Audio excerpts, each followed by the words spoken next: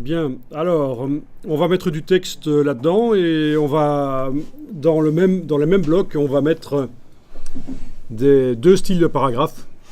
Mais avant de faire ça, j'aimerais vous montrer qu'il est possible d'amener des images dans les blocs d'une manière qu'on n'a pas encore vue. Bien sûr, on peut sélectionner le bloc et aller faire fichier importer, ça va amener l'image dedans. Bien sûr, en n'ayant aucun bloc sélectionné, je peux faire fichier importer et puis aller cliquer sur les différents blocs, les images vont arriver dedans. Mais il y a encore mieux que ça, c'est le glisser-déposer. Et donc pour ça, vous allez mettre votre document InDesign, vous allez le réduire un peu, parce qu'on va faire apparaître ici une autre fenêtre. Vous allez dans le gestionnaire de fichiers de l'ordinateur, donc Windows sur les PC et Finder sur le Mac. Vous pouvez afficher vos images sous forme d'icônes. Et vous allez pouvoir glisser, déposer les images. Donc, vous décidez visuellement quelle image vous voulez déposer. Alors, vous n'avez peut-être pas, sur votre PC, les fichiers Photoshop ne montrent peut-être pas d'icônes, de prévisualisation. Dans ce cas-là, on peut aussi le faire avec un autre logiciel de Adobe qui s'appelle Bridge, qui permet lui aussi d'avoir une vue d'ensemble sur les images.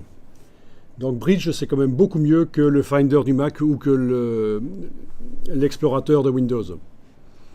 Bridge, le logiciel d'Adobe, vous donnera une vue d'ensemble sur tous les documents, y compris les documents InDesign. Par exemple, ici, j'ai un document InDesign. Le Finder du Mac, donc l'explorateur de fichiers du Mac, tout comme celui de Windows, ne me montre pas ce que contient ce document, Bridge le fera. Donc je vous montrerai Bridge à un certain moment, c'est vraiment très intéressant. Alors voilà, vous prenez une image et vous la déposez sur un des blocs et elle y va. J'annule parce que je me suis trompé. En étant dans InDesign, CTRL-Z, je reviens dans le gestionnaire de fichiers, je vais en mettre une autre. Voilà, celle-là. Donc c'est le mettre des images par glisser-déposer. N'en mettez qu'une seule. N'en mettez qu'une seule. Alors bien sûr, ici, je ne vois absolument pas ce que ça représente. Personne ne voit ce que ça représente, mais enfin. Et alors, objet, ajustement, remplir le bloc proportionnellement, ça va redimensionner l'image, bien entendu. Objet, ajustement, remplir le bloc proportionnellement. Et vous savez qu'après, on peut double-cliquer.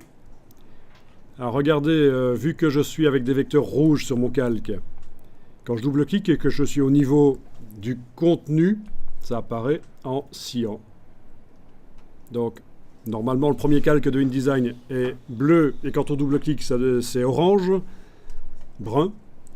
Mais ici, vu que les vecteurs sont rouges, ça prend toujours la couleur complémentaire, en fait. Avec la flèche noire, je déplace en enfonçant la touche majuscule, et ça me permet de choisir quelle partie de cette image je veux montrer dans ce cadre qui est tout à fait particulier, assez vertical chez moi, bien entendu.